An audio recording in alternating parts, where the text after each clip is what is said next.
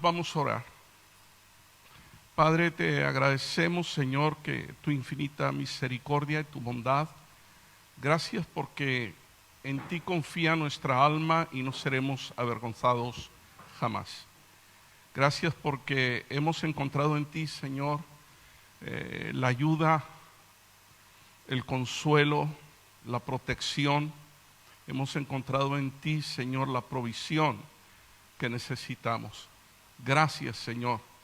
Por eso te declaramos a ti, Señor, como nuestro Salvador, nuestro Rey, nuestro Redentor, y confiamos en ti, descansamos en ti, Señor. Señor, úngenos, llénanos con tu presencia para dar tu palabra, que venga una palabra rema, revelada, que traiga entendimiento a nuestras vidas. Rompe, Señor, con toda confusión que pueda haber, y que en el nombre de Jesús tu palabra sea y tu verdad sean las que prevalezcan. Toda la honra y la gloria es tuya en el nombre de Jesús. Amén, amén. Bien, vamos a empezar las 5 esferas de restauración del Mesías. Esta es la primera. Gracias. Me han traído agua caliente. Vale. Entonces, la primera restauración, todo está basado, la base bíblica es Juan 4 y luego nos extendemos. Pero la primera restauración que tenemos y el tema que vamos a tratar hoy es la restauración de la dignidad de la mujer. Es decir, lo primero que vamos a encontrar, la restauración de la mujer. En segundo lugar, la segunda restauración es la restauración de las naciones o nacionalidades, porque también Cristo restauró eso, para que no hubiera una soberbia para una nacionalidad u otra. Pero en la tercera restauración está la restauración de los estragos del pecado, porque el pecado ha hecho estragos.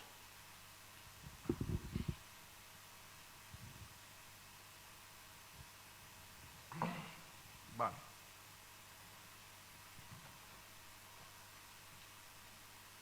Ay, sí, ya lo oí. Los estragos del pecado. El pecado ha hecho estragos en la humanidad, en el ser humano. Entonces Cristo, esa es otra de las esferas de restauración.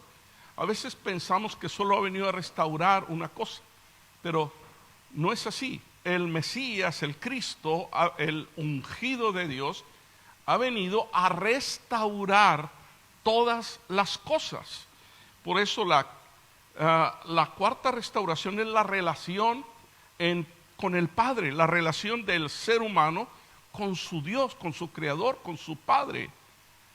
La quinta restauración es la restauración mesiánica del reino teocrático. Como todo empezó, así tiene que terminar. Es decir, de vuelta a que el Señor sea el que gobierne, el Señor sea el rey, el Señor sea quien dirija. Como fue en el principio, así será en el final. Ahora, encontramos que son 5. Y el 5 en la numerología bíblica, por casualidad, el 5 es el número de la gracia. Porque se necesita gracia para restaurar la dignidad de la mujer. Porque se necesita gracia para restaurar las naciones. Porque se necesita gracia para restaurar a una humanidad perdida, caída. Se necesita gracia para que volvamos otra vez a tener comunión con el Padre. Y se necesita gracia para que después de haber hecho lo que hemos hecho como seres humanos, tengamos la oportunidad de volver a estar bajo el trono de la gracia y misericordia de nuestro Dios. Es decir, el trono mesiánico. El trono mesiánico es un trono de gracia, es un trono de misericordia. ¿Por qué? Porque nos ha invitado a nosotros y para invitarnos, a no ser que seas muy amigo. Si yo tengo una fiesta, te voy a invitar a mi casa y necesitas ser de mi bombolla, de mi burbuja. Si no, no te invito. Pero Dios no ha hecho eso. Dios ha tenido misericordia y ha ejercido su gracia con cada uno de nosotros. Ahora, el 5 es el número de la gracia, pero también es el número de la redención. Cómo Dios nos redime, cómo Dios nos rescata, nos restaura. Es el número de la misericordia y es el número de la restauración. El Mesías ha venido a restaurarnos.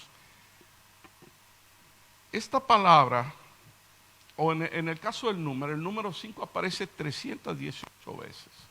Y vamos a ver que Yeshua HaMashiach, o Jesús el Mesías, es la restauración de todas las cosas. Recuerda que cuando se dio esa palabra, Pedro fue el que la dio y estaba hablando solo a judíos, no hablaba a ninguno que no fuese judío. En Hechos 3:19, y vamos a la primera cita, Hechos 3:19 dice: así que arrepentíos y convertíos, porque están diciendo qué vamos a hacer, porque Pedro los llevó a confrontarlos con el pecado que habían cometido, y dijeron: varones hermanos, ¿qué haremos? ¿Qué vamos a hacer? Y entonces Pedro les dice: arrepentíos y convertíos para que sean borrados vuestros pecados, para que vengan de la presencia del Señor tiempos de refrigerio. Y Él envía a Jesucristo.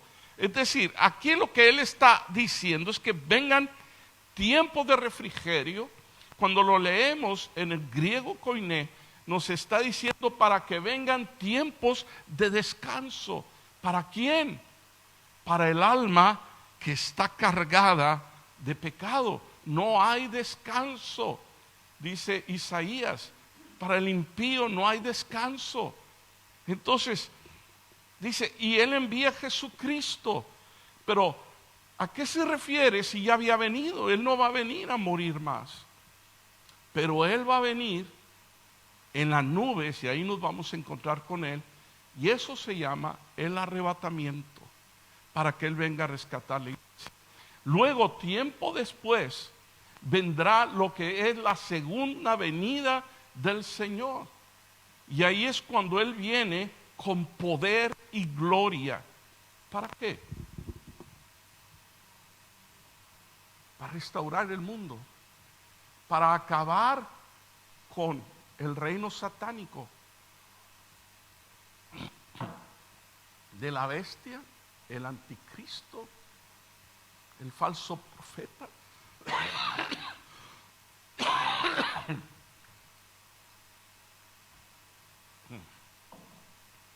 Entonces, dice que os fue antes anunciado, a quien de cierto es necesario que el cielo reciba hasta los tiempos de la restauración de todas las cosas. Esto Dios lo está trabajando hasta el tiempo de la restauración de todas las cosas. ¿Cuándo será el tiempo de la restauración? Cuando se complete la restauración, porque Él cuando vino empezó a restaurar. Pero ¿cuándo se va a completar el tiempo? Ya lo dijimos. Cuando venga el reino mesiánico, el reino milenial, es que cuando venga y se establezca el gobierno de Dios sobre la tierra. Ahora, lanzamos las siguientes preguntas, porque vamos a hablar acerca de la restauración de la mujer. ¿Puede predicar una mujer? Las lanzamos. No es necesario que me contesten, solo que tengan en cuenta estas preguntas. Porque tradicionalmente, sobre todo las iglesias evangélicas tradicionales, no lo consideran. Pero ¿qué dice la Biblia? Porque nosotros podemos basarnos en un solo versículo para alegar algo. Pero vamos a leer toda la Biblia, vamos a leer todo el contexto bíblico para saber qué es lo que dice la Biblia acerca de esto. ¿Puede predicar una mujer? Más aún, ¿puede dirigir una iglesia? ¿Puede ser pastora? Para responder esto, amados, necesitamos despojarnos de las costumbres que nos han inculcado. Porque la realidad es que hay culturas más machistas que otras. En Europa, España es una cultura muy machista. En Europa. En el norte no es así. En el norte, aquí en España, quienes iban a la guerra eran los hombres, ¿sí? En el norte, en los nórdicos, cuando iban los vikingos a la guerra, iban también las mujeres con espada. Y peleaban junto con un hombre como si fuera otro soldado más. Pero es cultural. Ahora, esta cultura de aquí fue llevada a América y se formó América Latina. Y si España es machista, ya me dirás tú. Entonces hay costumbres, hay culturas donde el hombre es el hombre, la mujer es la mujer, y de ahí no nos vamos a salir. Entonces es necesario, para poder entender, porque si no, no tiene sentido, despojarnos de las costumbres culturales que nos han inculcado desde niños, o de las enseñanzas sin una base sólida. Porque si tu mente está llena de prejuicios, sean de color de piel, porque ¿sabías tú que hay montones de pelis de Jesús? Y muchos de ellos son Jesuses de ojos azules, que no parecen ni españoles, parecen del norte. Porque todavía aquí hay una franja mediterránea que es un color semita, que no es tan oscuro, pero tampoco es el nórdico. Pero hay prejuicios. Hay prejuicios. Tampoco era un africano. Hay prejuicios de color de piel, de origen también. Si no nos despojamos de ese prejuicio de origen. Y entre naciones, incluso latinas, que no tienen tanto tiempo de formadas como las europeas, hay prejuicios. Y los encontramos entre Colombia y Venezuela, entre Perú y Ecuador, entre Argentina y Chile. Ha habido prejuicios. Uy, con los bolivianos, ya no tienen salida al mar. Hay prejuicios. Y esas cosas afectan nuestra comprensión de la verdad bíblica. Entonces tenemos que despojarnos. También prejuicios sobre el género, y hablo de hombre y mujer. Es que es mujer. Es que es... No podremos recibir la enseñanza aun si es dada con base bíblica. La primera restauración, la mujer. Juan 4:1.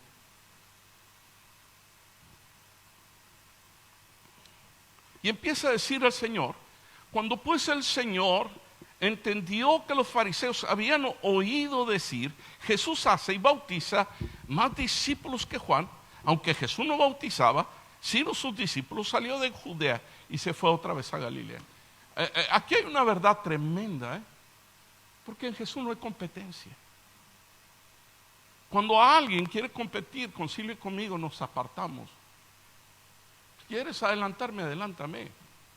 Si ya lo hizo Jesús una vez, ¿yo quién soy? ¿Quién es Silvia? Nosotros, tú sabes más que yo.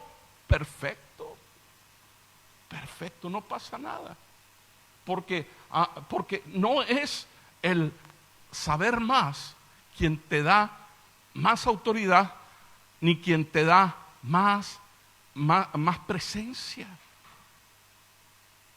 Todo depende del llamado. Porque si eres llamado, podemos hablar de muchas cosas, pero si tú eres llamado, ahí hay un asunto muy claro. ¿Por qué? ¿Por qué no escogió a un hermano de David? ¿Por qué tenía que ser David? El más pequeño, el que no sabía ir a la guerra, el que no sabía nada. Después se convirtió en hombre de guerra. No sabía por qué. ¿Por qué no fue? ¿Por qué no fue el mayor? ¿Por qué no fue el más fuerte? ¿Por qué no fue el más alto? David era así. Bueno, no tanto, pero era muy pequeño, muy cortito de estatura. Entonces, ¿cuál es la diferencia? El llamado. ¿A quién llamó? A David. ¿A quién fue ungido? David fue ungido. Y eso hace diferencia. ¿Había gente que sabía más que David? Seguro. Saúl era un profesional gobernando. Profesional. Ahora, aquí él se separa de toda discusión. Se empezó a hablar, ¿quién está bautizando más? ¿Juan o Jesús? Y Jesús no bautizaba, dice, eran sus discípulos. Pero ¿quién más? Dijo Jesús, yo aquí no me meto, vámonos. Y se fue. Dice que salió de Judea y se fue otra vez a Galilea. Y le era necesario pasar por Samaria, porque entre Judea y Galilea está Samaria. Vino pues a una ciudad de Samaria llamada Sicar, junto a la heredad que Jacob dio a su hijo José. Y estaba ahí el pozo de Jacob. Entonces Jesús, cansado del camino, se sentó así junto al pozo. Era como la hora sexta. Es otra cosa también. Exigimos a los pastores, a los líderes, que no se cansen. Si son como Jesús, no se cansan. Pues Jesús se cansó y se sentó. O sea que, cuidado. Ahora, fíjate lo que dice. Y vino una mujer de Samaria a sacar agua. Y Jesús le dijo, dame de beber. La mujer se sorprende por dos cosas que dice. Sus discípulos habían ido a la ciudad a comprar de comer. Y la mujer samaritana, sorprendida, le dice, ¿cómo tú, siendo judío, me pides a mí de beber, que soy mujer samaritana? Pero lo de samaritana lo veremos el próximo martes. Hoy nos centramos en soy mujer y tú me estás hablando. Tú eres hombre y me estás hablando. Ahora, hubo un principio de la pérdida de la dignidad de la mujer. Y todo lo que se le vino tenía una causa.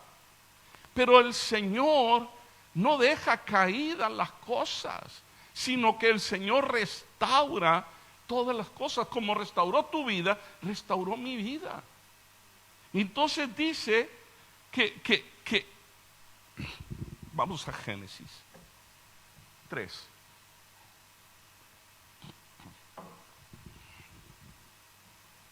Porque vamos a hablar acerca del error fatal. Porque hubo un error. 3:1 dice, pero la serpiente era astuta. ¡Wow! La serpiente era astuta. Y sigue siendo. Y nos sigue comiendo. Y sigue llevándonos a nosotros, muchas veces, los hijos de Dios, a rechazar lo que Dios ya está restaurando. ¿Cómo? Pues si está restaurando a alguien, no te juntes con él porque mira cómo era. Si Dios lo ha tocado, muchas veces esa gente se le rechaza. No solo eso, incluso si Dios está restaurando la dignidad de la mujer, nosotros podemos estoy hablando como cristianos en general en el mundo, no lo aceptamos. Que siga cargando la culpa hasta que venga Cristo. Y entonces, ahí será el lloro y el crujir. ¿Por qué? Porque rechazamos lo que Él está restaurando. Ahora, fíjate lo que dice. Era más que todos los animales del campo que Jehová Dios había hecho, la cual dijo a la mujer: con que Dios os ha dicho, no comáis de todo árbol del huerto. Con que Dios te ha dicho. Qué astucia, metiendo duda. Y la mujer respondió: del fruto de los árboles del huerto podemos comer, pero del fruto del árbol que está en medio del huerto, dijo Dios, no comeréis de él, ni le tocaréis, para que no muráis. Entonces la serpiente dijo a la mujer: no moriréis. Yo me he preguntado qué hubiese pasado si pillan a Adán en vez de a Eva y le empieza a hablar la serpiente. Yo me he preguntado eso. Ahora dice la palabra que Adán hablaba con Dios. Puede ser que lo único que te puede salvar de un engaño del diablo es que tú estés hablando con Dios, en comunión con Dios. Dice: no moriréis, sino que sabe Dios que el día que comáis de él, serán abiertos vuestros ojos y seréis como Dios, sabiendo el bien y el mal. O sea, mintiendo arteramente Satanás. Y dice el 6: y vio la mujer que el árbol era bueno para comer y que era agradable a los ojos y árbol codiciable para alcanzar la sabiduría, y tomó de su fruto y comió. Ella comió. Pero ¿sabes tú que alguien que comete una falta o va y se droga, regularmente busca a otro para drogarse con él? Como para que vamos a compartir la falta. He metido las patas, ¿sabes? No le iba a decir eso, pero yo quiero compartir mi pecado contigo. Y le dio de comer a su marido. Así que comió del fruto. Esto fue el error fatal. Esto hizo que la mujer perdiese la dignidad totalmente. ¿Y por qué? Porque había pecado. Había pecado delante de Dios. Obviamente el hombre también pecó. Pero el hombre no fue incitado directamente por Satanás, sino por otro ser humano, su mujer. Ahora, todo error, amado, trae consecuencias, siempre. ¿Y cuáles fueron las consecuencias para la mujer? Y solo leeremos las de la mujer porque estamos tratando ese tema. Y dice en Génesis 3:16, a la mujer dijo: multiplicaré en gran manera los dolores de tus preñeces, dolores de parto. Y yo, a las mujeres que han tenido hijos, me pueden decir si les dolió más que una muela o no, ¿verdad? Entonces, pero eso viene desde el error aquel. Entonces, dice: con dolor darás a luz los hijos y tu deseo, dice, será para tu marido. Es decir, vas a estar oprimida por el marido. Claro, esto significa que hubo una caída y hubo una consecuencia en el error de Eva. El asunto es que el Mesías ya vino, que el Mesías nació y estuvo predicando 3 años y medio, murió en la cruz, resucitó al tercer día y empezó la restauración de todas las cosas. Una restauración total. Entonces, y esa restauración implicaba el que la mujer estuviese sometida como una esclava. Bueno, los hombres decimos, no, mi mujer no es una esclava de nada. Ella es libre de limpiar la casa, de cuidar los niños. Ella es libre de ir y hacerme la cena, la comida y el desayuno y el bocadillo de camino. Ella es libre. Porque nosotros estamos llenos de prejuicios. Pero ¿sabes qué? El Mesías vino y restauró todas las cosas, y lo vamos a ver. Dice, y Él se enseñoreará de ti. Consecuencia. Dice, busquemos la raíz del machismo. No lo busquemos por nacionalidades, aunque hay nacionalidades que cuidado. Pero ¿sabes qué? Busquémosla en el pecado original. Aquí está claramente. Ahora, fue la mujer quien abrió la puerta para la caída y el alejamiento de Dios, porque se alejaron de Dios. Pero el Señor ahí mismo en el Edén declaró su plan. La promesa de restauración tendría que venir de la mujer. La promesa de restauración. Génesis 3:15 dice, de la simiente de la mujer. Dice, y pondré enemistad entre ti y la mujer, entre tu simiente y la simiente suya. Esta te herirá en la cabeza y tú le herirás en el calcañar. ¿Cuál es la simiente de la mujer? Jesús. Él es la simiente. Es la promesa dada a Abraham también. En ti, Abraham, serán benditas todas las familias de la tierra. Dice Génesis 12, en ti serán benditas todas las familias de la tierra. Pues en Abraham no tanto, pero de Abraham hay una línea genealógica que para en el Mesías, el Cristo, Jesús de Nazaret. Entonces, de la simiente de la mujer, es decir, lo que Dios dice ahí, usaré a la mujer para restauración total de mi creación especial. O sea, usó a la mujer ¿para qué? Para restaurar a la creación humana en general. Porque de tal manera dio Dios al mundo. ¿A quién? A Jesús. A Jesús. ¿Por qué lo dio?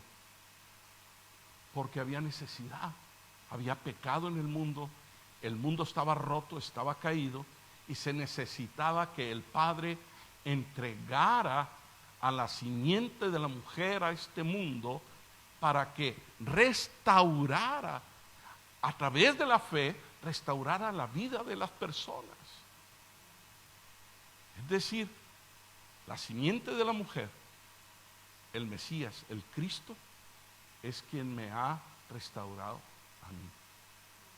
Esto es tremendo. Ahora,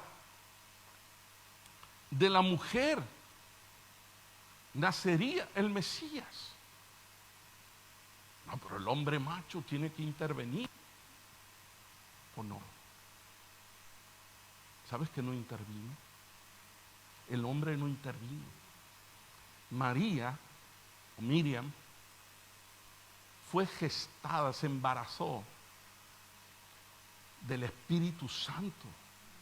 Entonces se cumple la palabra de Génesis 3, donde dice que de la simiente de la mujer, no del hombre, sino de la mujer, nacería quien habría de derrotar a Satanás y restaurar todas las cosas, como leímos en Hechos. Ahí vendría. Y esto es un principio, es un paso de restauración de la dignidad de la mujer. El hombre va a tener un hijo y verás qué bonito. No, el hombre no tuvo nada. Fue un hijo de mujer y del Espíritu Santo.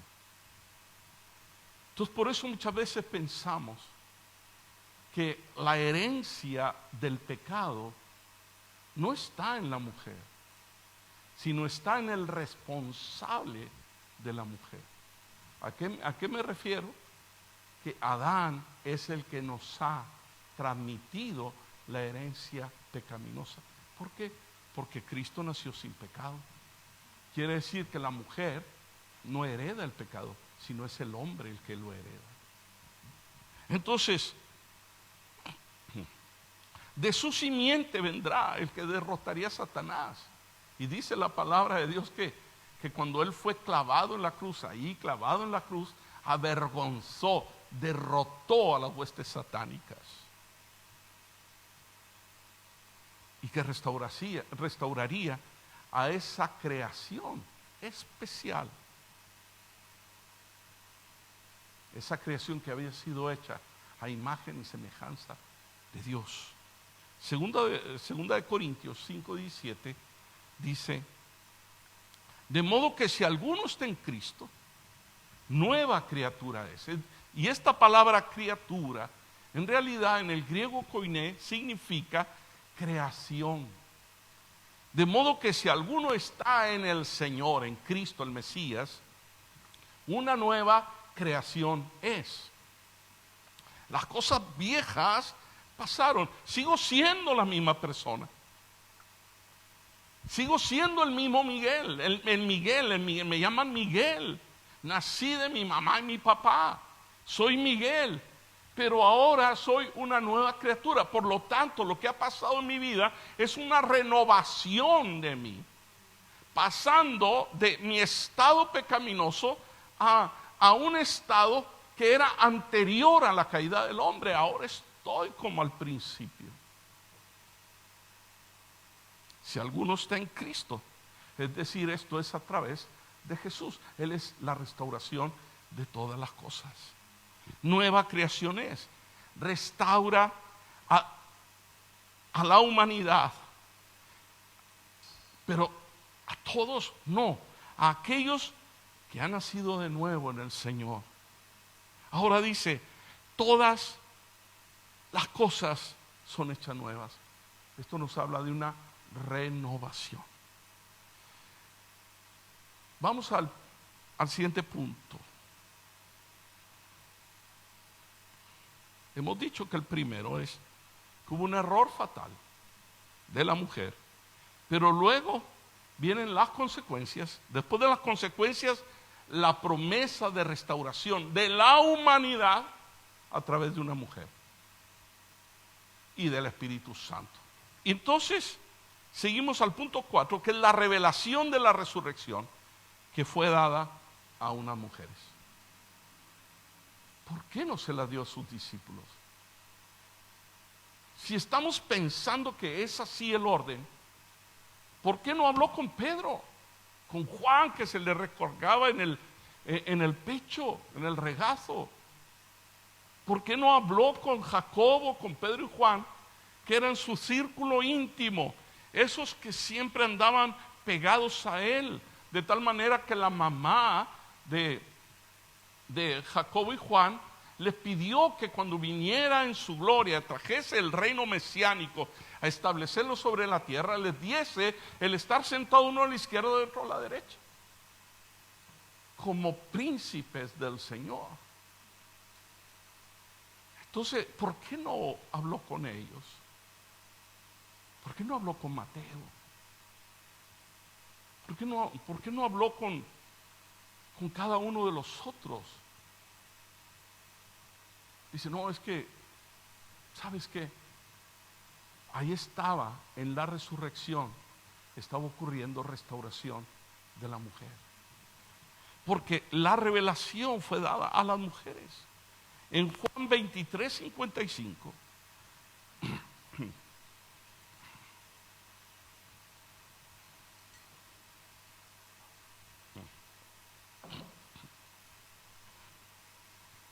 Dice, y las mujeres que habían venido con él desde Galilea, es decir, recuerda que Jesús viajó de Galilea, donde tenía su base, a Jerusalén, y era su último viaje.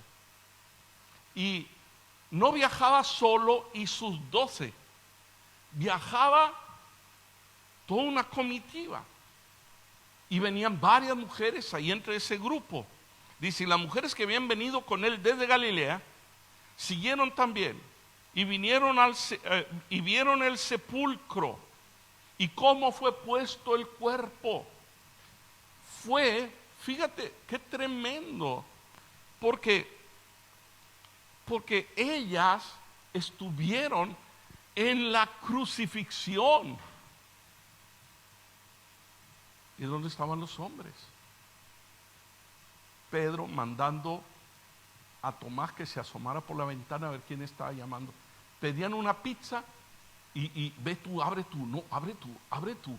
Y nadie abría porque estaban muertos de miedo.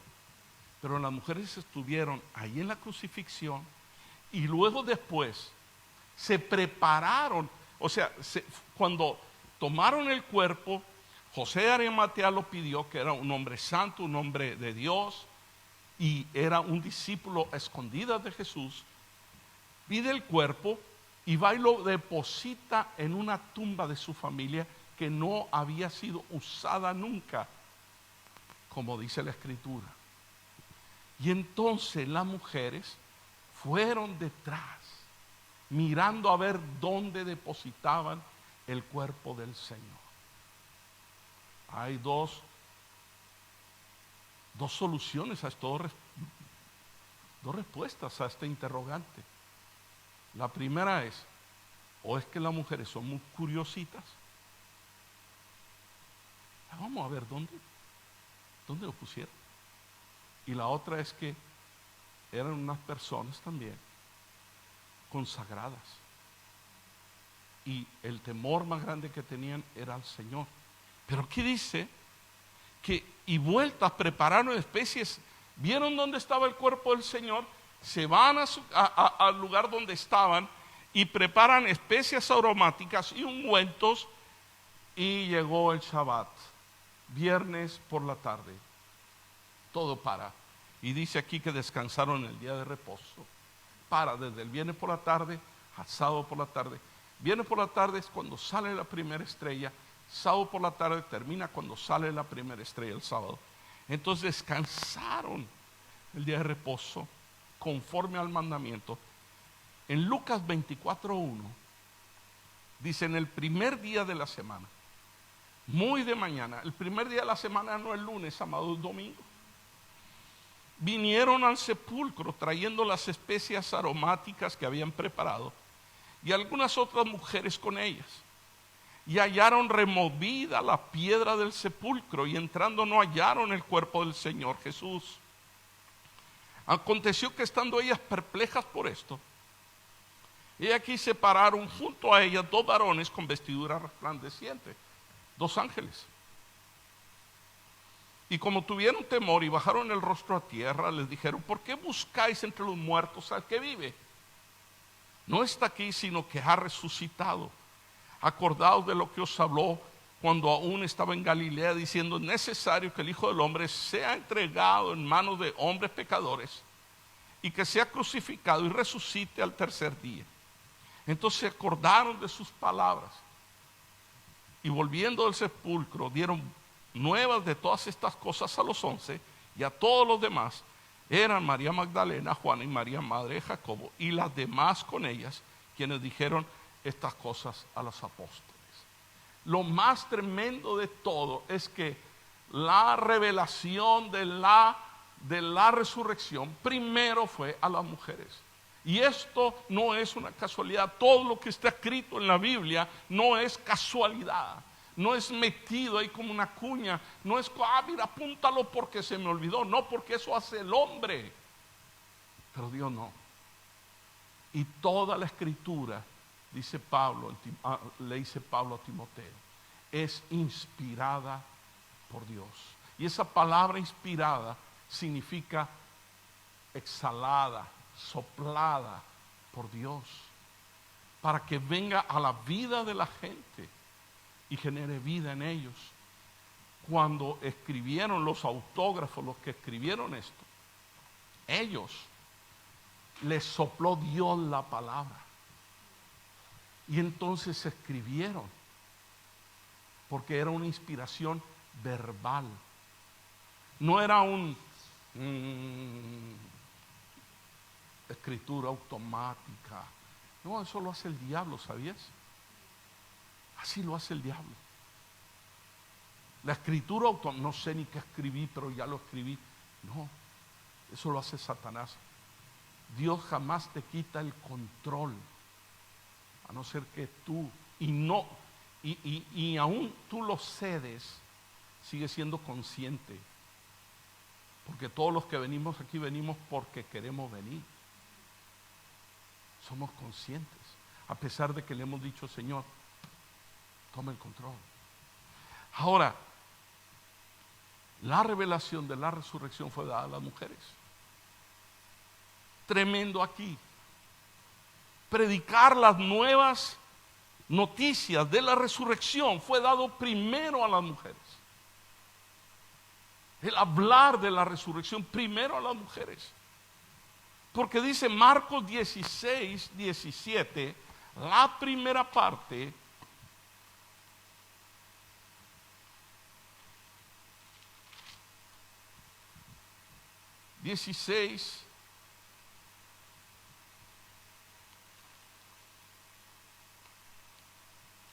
a ver dónde está. 16:7. Pero fíjate, dice que si leemos atrás para podernos enterar, el 16 dice que el 16:1, cuando pasó el día de reposo, María Magdalena, María la madre de Jacobo, Salomé, compraron especias aromáticas para ir a ungirle. Y entonces ya supimos bien por Lucas cómo se hicieron las cosas. Entonces, muy de mañana dice que encontraron, ellas se preguntaban, ¿quién nos removerá la piedra de la entrada del sepulcro? Porque los habían atado cuerdas y todo.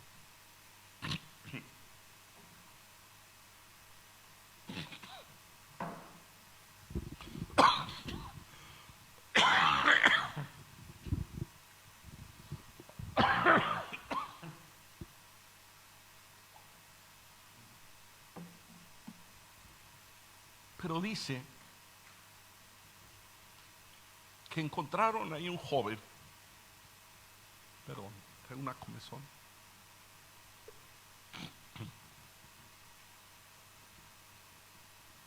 Mas él les dijo, no os asustéis, en el 6. Buscáis a Jesús Nazareno, el que fue crucificado. Ha resucitado, no está aquí. Mirad el lugar en donde le pusieron. Y luego dice el 7, donde viene el mandato. Pero id, la palabra id es un imperativo en griego koiné. Es un mandato, ¿sí? Ay, si pueden ir, por favor, muchachos. Ay, si les queda de pasada, vayan, por favor. No, id es un mandato. Y es lo mismo que encontramos en Marcos 16:15. Les dijo, id por todo el mundo.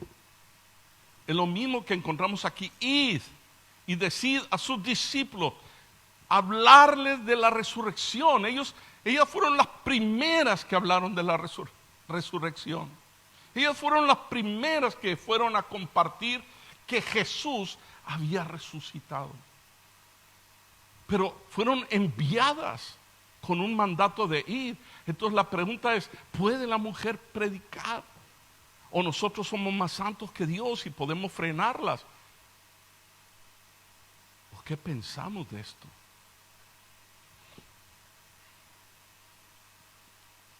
Otra cosa también, que también incomoda mucho, pero es así. La mujer samaritana de Juan 4, si vamos ahí a Juan 4, 4:5, dice que la ciudad, ya lo leímos, una ciudad de Samaria llamada Sicar, junto a la heredad que Jacob dio a su hijo José. En Juan 4:28 dice, Entonces la mujer dejó el cántaro. Una vez, fíjate bien, una vez que Jesús se reveló a ella. Esa es la diferencia. Una mujer que no tiene a Jesús revelado no puede predicar, pero tampoco un hombre. ¿De qué va a predicar si no se le ha revelado Jesús? Si no entiende lo que Jesús ha venido a hacer.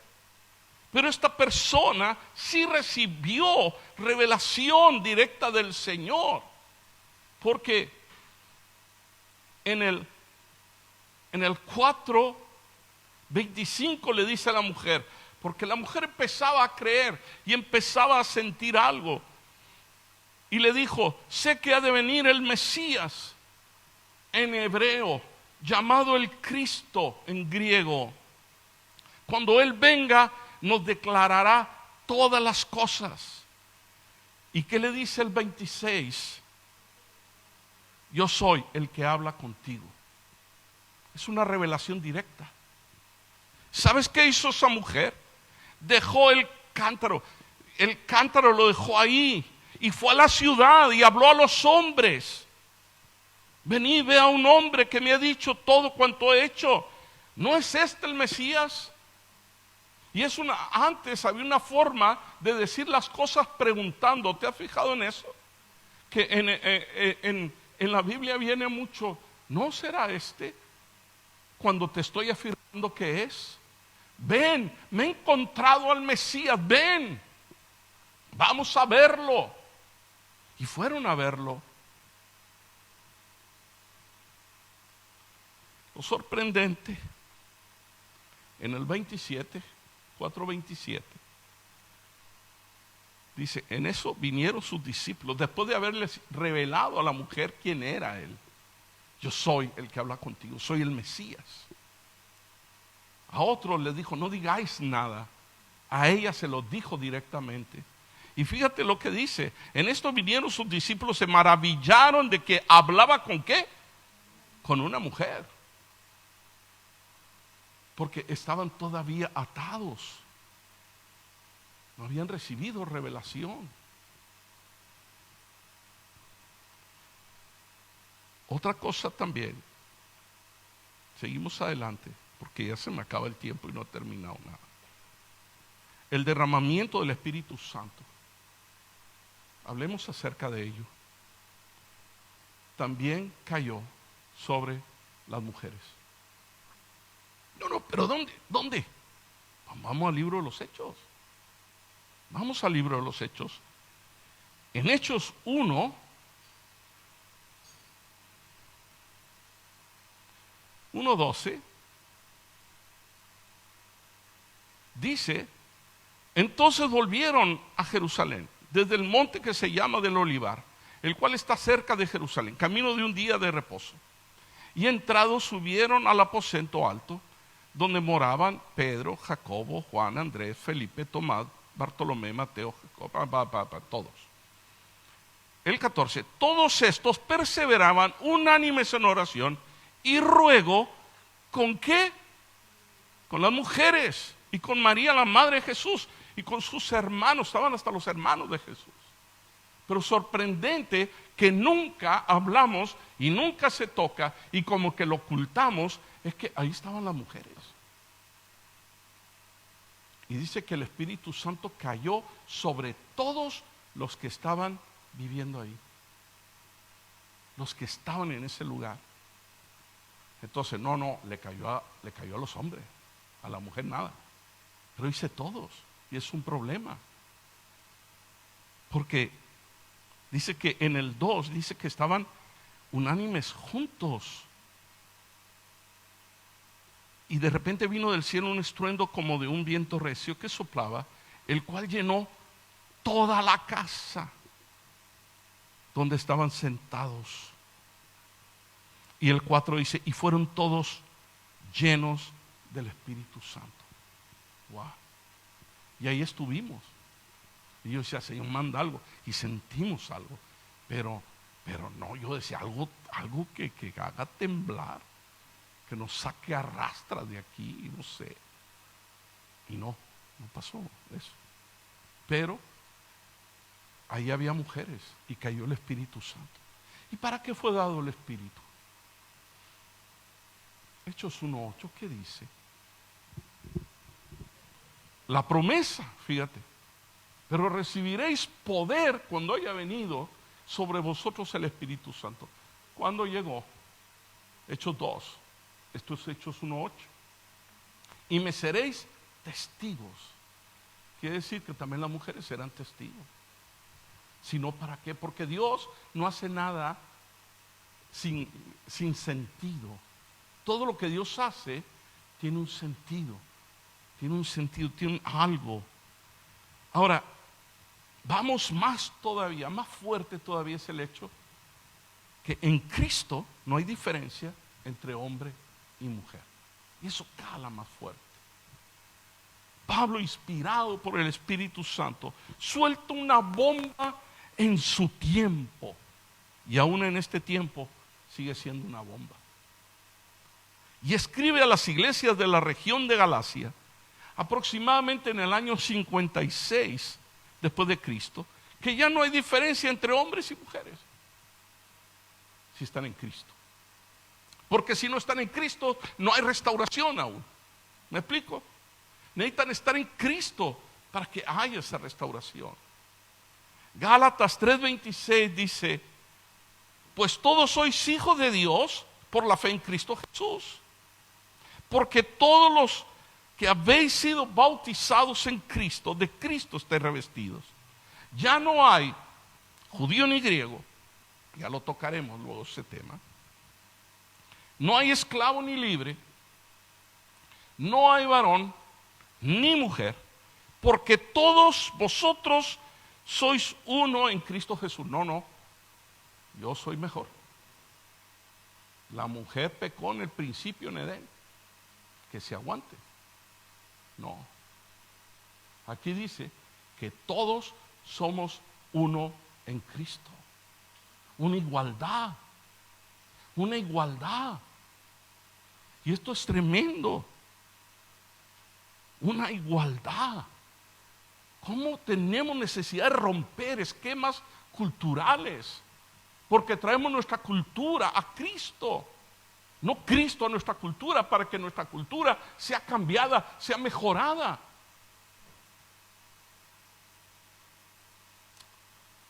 Otro punto, Apolos. ¿Recordáis a Apolos? Apolos era un hombre tremendo en Dios. Era un excelente orador. Hablaba Apolos y la gente lloraba. El asunto es que él predicaba. Solamente tenía el bautismo de Juan. Ese era su problema. Pero predicaba. Y la gente era tocada. Se convertían a que no sé, pero hablaba.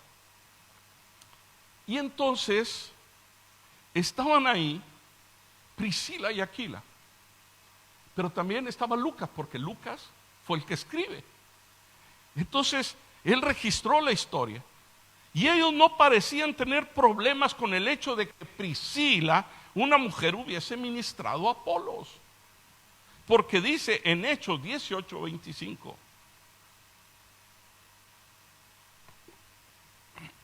Este había sido instruido, Apolos, hablando de Apolos, en el camino del Señor. Y siendo de espíritu fervoroso, hablaba y enseñaba diligentemente lo concerniente al Señor, aunque solamente conocía el bautismo de Juan. He ahí la importancia que tengas el bautismo en el Espíritu, porque eso te va a dar más posibilidades de crecer. Y dice en el 26, y comenzó a hablar con denuedo en la sinagoga, pero cuando le oyeron, fíjate, dice, Priscila y Aquila lo tomaron aparte y les pusieron más exactamente el camino de Dios. Ahora, dice, no, pero es que los dos hablaron. Los dos. En un tiempo donde la mujer no podía hablar. Y otra cosa que te quiero decir. El hecho de que venga Priscila delante y luego Aquila, no quiere decir que Aquila o Lucas era caballeroso. Pase primero la mujer. No, no, la Biblia no va así. Como hace la Biblia es, quien tiene más autoridad va primero. Porque no has leído tú nunca, en el libro de los Hechos, léelo y encuentra un pasaje donde se diga Silas y Pablo. Siempre encontrarás Pablo y Silas, pero los dos son hombres. ¿Por qué Pablo primero? Porque era el de la autoridad. Es así como se manejan las cosas. Ahora, eso lo tenemos que aclarar. En el Nuevo Testamento hace referencia en primer lugar a la persona con más autoridad. Por eso Priscila es nombrada en primer lugar. Ahora, dice que Priscila y Aquila le toman aparte y les ponen más exactamente el camino de Dios. Ahora, si en la Biblia hubiese sido el hecho de que solo Aquila hubiese hablado, no mencionan a Priscila. Porque dice, le tomaron aparte y le expusieron, y está hablando en plural, una mujer ministrando a un hombre.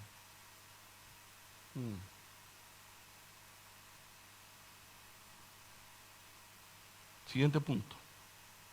En la iglesia de Roma. En Roma se levantaron varias iglesias, no una sola.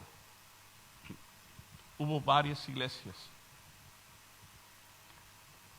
Casi todas empezaron en las casas, porque había persecución. Era la capital del Imperio Romano. Y encontramos también a Priscila y Aquila. ¿Y sabes qué? Priscila es mencionada primero antes que Aquila. Romanos 16:3.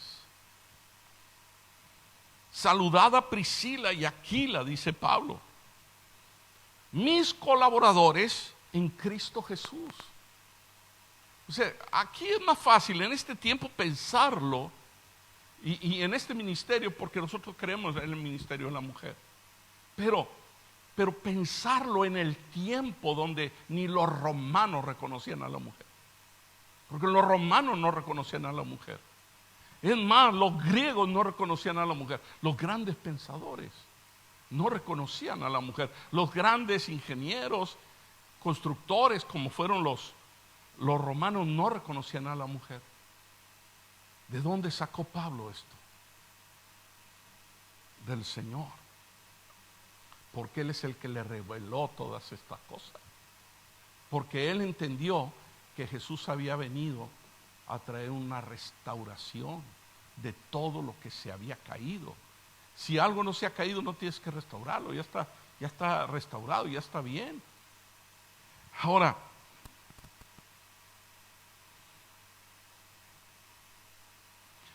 sigue hablando, dice que en el 4 dice que expusieron su vida por mí, a los cuales no solo doy gracias, sino también todas las iglesias de los gentiles les agradecían que habían expuesto su vida por Pablo, a Priscila y Aquila.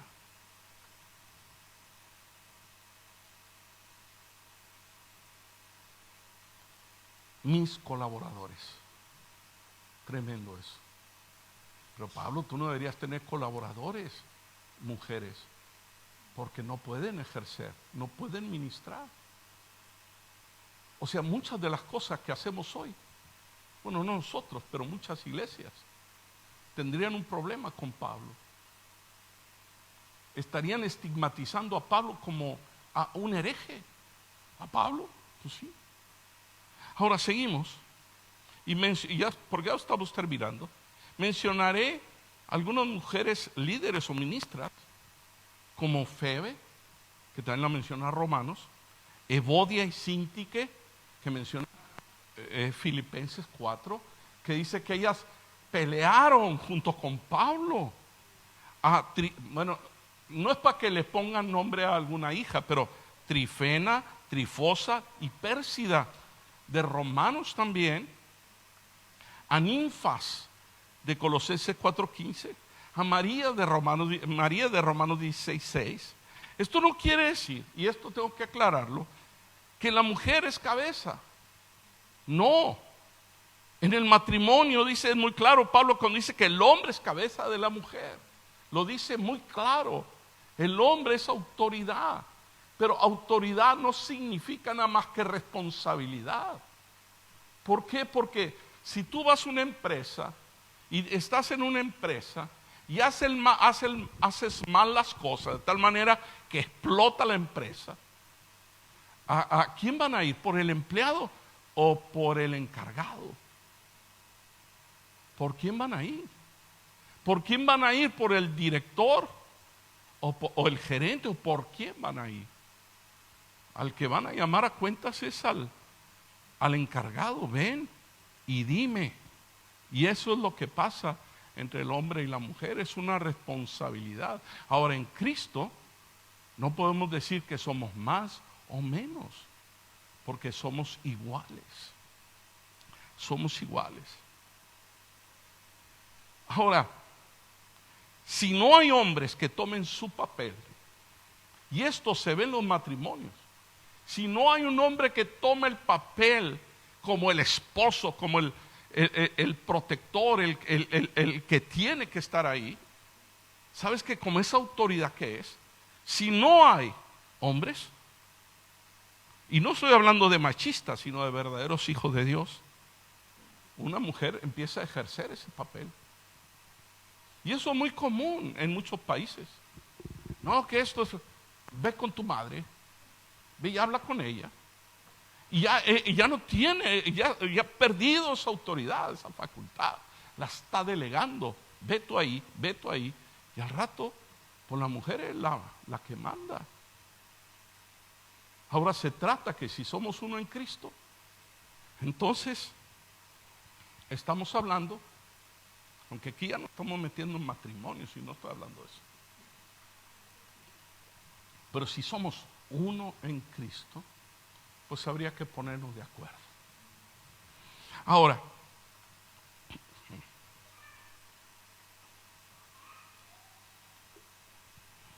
como en nuestro caso, cuando la pastora, como está casada, ella ministra bajo la autoridad de su esposo pastor, de su cabeza. Y es su cabeza que le dice, predicas. Y ella tiene que predicar. Porque su cabeza le está diciendo que lo haga. Porque estamos en orden nosotros. No sé si me explico en esto. Pero lo que no podemos hacer es cambiar lo que dice la Biblia. El hecho de que encontremos un versículo y nos basemos de ahí para hacer toda una teología.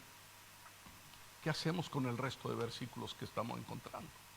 Y mira qué tiempo me falta para tratar el tema de Débora y de otras tantas mujeres.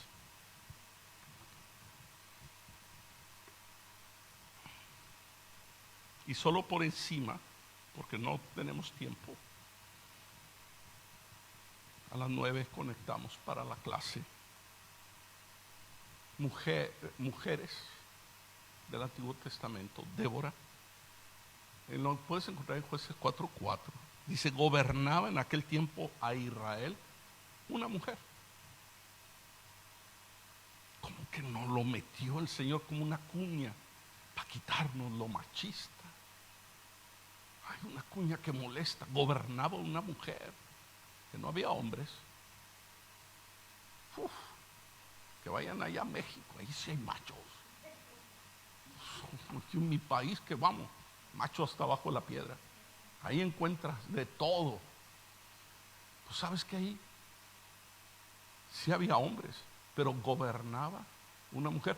Y el gobierno de los jueces, ¿quién lo daba? Dios, porque ahí no había democracia. Vamos a votar a ver quién nos gobierna. ¿Quién eligió a Gedeón para que gobernara? Dios. Y todos los demás, era Dios quien los ponía al mando para bien o para mal. Y dice en Jueces 4:8, dice que Barak, que era su segundo, era su militar, que pudo haber gobernado y no gobernaba, le dijo, ven conmigo a la guerra. Barak. Y le dice, si tú fueres, le dijo a Débora, si tú fueres conmigo yo iré.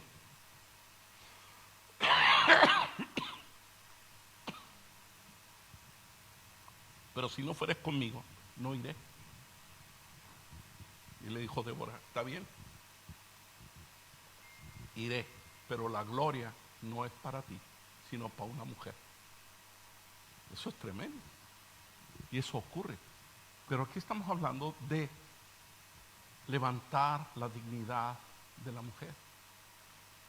Y hemos dado algunas referencias claras de cómo Jesús restauró la dignidad. Y no somos nosotros nadie para volver atrás lo que Jesús está restaurando. Así que me voy. Damos gracias a Dios, oramos y nos vamos. Padre, en nombre de Jesús, te damos gracias por este tiempo que siempre nos permites estudiar tu palabra. Señor, guárdanos de toda confusión, que podamos nosotros, Señor, vivir en otro sentido, Señor, que seamos más bíblicos, más cercanos a tu palabra y más cercanos a tu presencia, Señor, para que podamos crecer sin amargura, con alegría, con gozo en el corazón, sabiendo que tú nos diriges y tú nos guías, Señor. Gracias, Señor. Gracias por lo que encontramos en tu palabra. Y toda la honra y la gloria es tuya en el nombre de Jesús. Amén.